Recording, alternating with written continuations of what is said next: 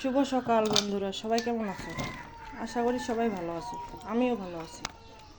আজকে চলে আসছে একটা নতুন রেসিপি নিয়ে, লাউ।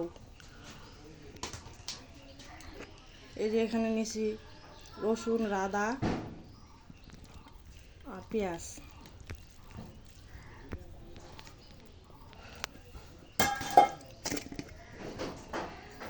তারপর দিব সর্ষে বাটা,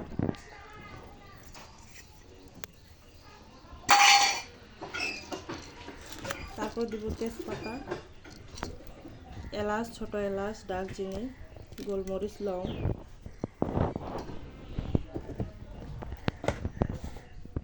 দিয়ে দিলাম লবণ,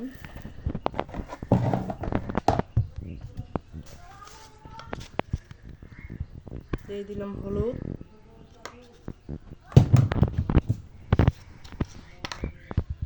মরিচের গুঁড়া,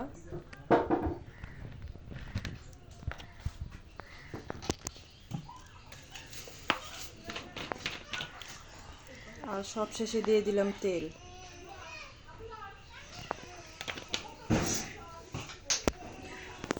এখন মাখবো ভালো করে।